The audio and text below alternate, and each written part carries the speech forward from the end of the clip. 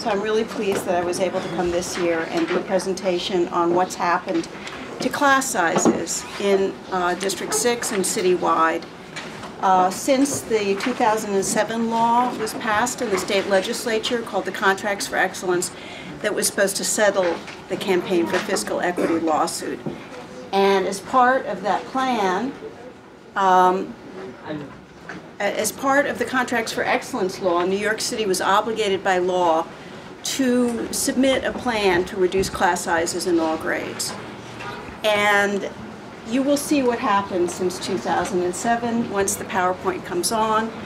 I also had a little bit of information at the end about another issue that I think parents should be very concerned about, which is a plan of the New York State Department of Education to give all the confidential student and teacher data of New York City students to the Gates Foundation without parental consent, which in turn plans to share it with another as yet unnamed corporation, which in turn will disclose it to for-profit companies to help them, quote-unquote, develop and market their learning tools. This will include student names, test scores, grades, economic status, special education status, disciplinary records, and attendance records. And we believe that this violates the federal law known as FERPA. And we have had follow-up letters and press conferences with the state, and the state is absolutely adamant that parents do not have the right to consent over the sharing of this information. So we're working with state legislators now and meeting with other people. We met with the governor's people a couple weeks ago. So far we're having very little success in trying to get this stopped. But we believe that it's very important to get this stopped because essentially once this information is out, there's no retrieving it. This as yet unnamed corporation, which is going to be launched in March, is going to put all this confidential student data on a cloud managed by Amazon.com. And we looked at the contract, and there are very few, if any, protections against data leakage. And once it's up on a cloud, it's very easy to leak out. And the Gates Foundation has essentially, in our view, reading the contract, written themselves out of any legal or financial responsibility if this data does leak out. So we really want to stop this, and I think Molly's handing around a fact sheet about this and how you can get involved as well. And we're also going to be handing around an attendance sheet. If you want to be on my listserv, I have one of the largest listservs in the city about class size and related issues. And if you would like to join it, just sign up your email, and I will try to keep you up to date on class size. Overcrowding is another issue that I'm very concerned about, and this privacy thing now. So let me just. They are doing it imminently. So there are 5 states that are in called pilot states that are in the stage 1, and they said that as we speak, they're a little bit unspecific about it, but early this year, early 2013, they want to hand over all this data. And we had an online petition which generated over 2,500 signatures from concerned people throughout the state, and each one of them generated emails to the Gates Foundation.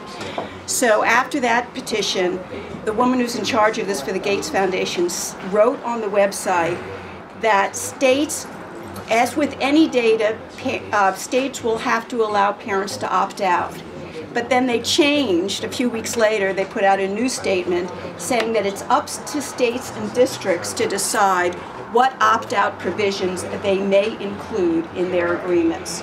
And the state, again, is adamant that the parents do not have the right to opt out or the right to consent, which is even stronger and more important in my view, which means that you will have to know about it and you will have to sign a piece of paper to allow this to happen. We also asked the state to have hearings in New York City and explain why they are giving away this information, why it's so important to do this, and hear from parents directly their concerns. And the operating system for this entire corporation is being built by Wireless Generation, which is run by Joel Klein and owned by Rupert Murdoch, which has been indicted in this country and abroad for violating the privacy of individuals.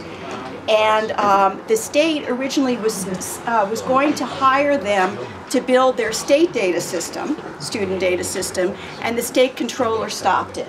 But now the state went ahead and is giving all this information away for free. And yet what we just heard from the Gates Foundation is that they intend for this other corporation to be financially independent and sustainable by 2016, which means they will either have to charge the state and the city for maintaining and upkeeping the system, or they will have to charge the various vendors that they're giving away this information to. So the whole thing is going to be very costly, both in terms of taxpayer funds and, more importantly, in terms of violating our kids' privacy rights and our rights as parents to make sure that none of this information gets out. So first slide is just about, and I don't think we need to go over this too carefully, but sometimes with groups of parents and other people, non-parents usually, we have to talk about why class size is important. And I think most parents understand instinctively that's important. It's a common sense thing, but I like to show some of the research and the other reasons why it's so important. According to the Institute of Education Sciences, which is the research arm of the U.S. Education Department, they cited only 4 education reforms that have been proven to work through rigorous evidence, and smaller classes is one of them. And by the way, nothing that the DOE is doing is on that list. The benefits are especially important for disadvantaged groups, and that's why class size reduction is known to narrow the achievement gap. We still have the largest class sizes by far in the state. In the rest of the state, outside New York City, class sizes average about 20 to 21 in all grades. And then in the Campaign for Fiscal Equity lawsuit, I'm sure you're all aware that New York's highest court said that our kids were being unconstitutionally deprived of their right to an adequate education, in part because of their excessive class sizes. And with the help of Robert Jackson's office a few years ago, we did a survey, a principal survey with Emily Horowitz of St. Francis. We got responses by more than 1/3 of all the principals in New York City, and 86% of them said they were unable to deliver a quality education because class sizes were too large.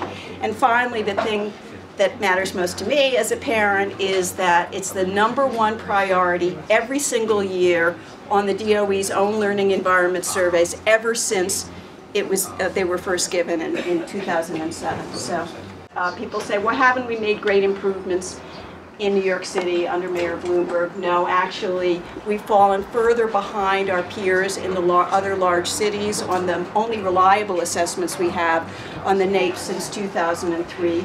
We're also the only large district in the country where our non-poor students have lower average scores than they did in 2003. And then only 21% of our grads are considered college ready, and that's 13 to 15% of Black and Hispanic students. And the number of students needing triple remediation, which means remediation in reading, writing, and math, have doubled in the last 5 years.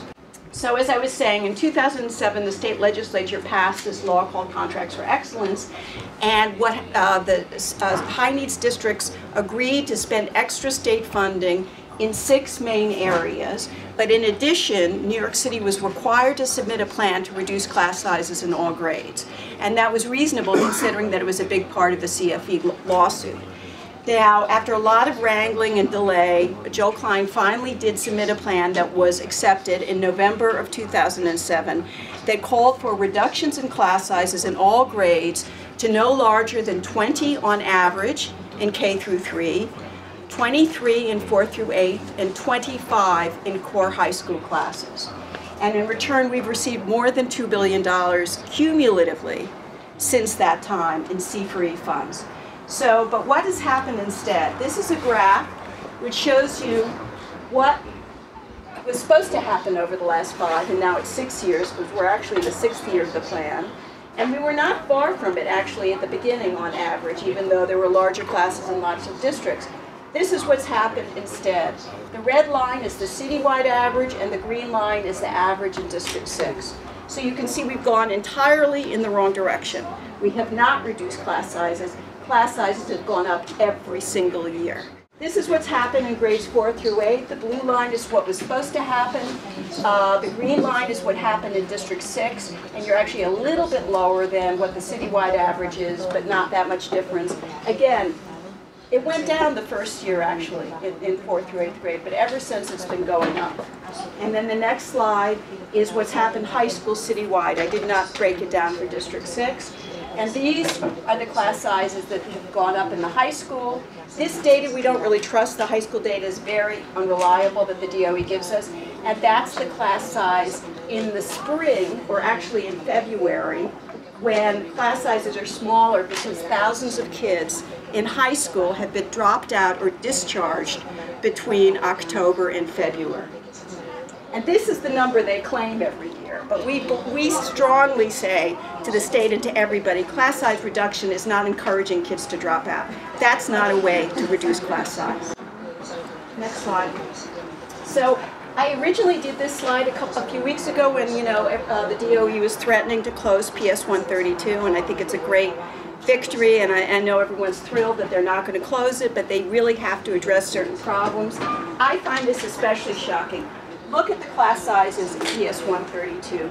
Worse, far worse than what's happened even in District 6.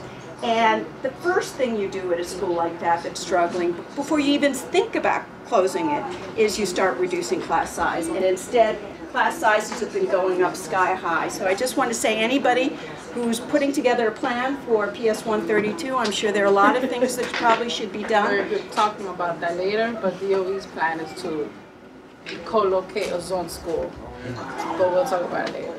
Well, just make the case as strongly as possible that those kids are getting absolutely shafted. The teachers are getting shafted. I don't know how the principal feels about it, but this is a disaster, and it's immoral and unethical, and it should not be allowed to happen.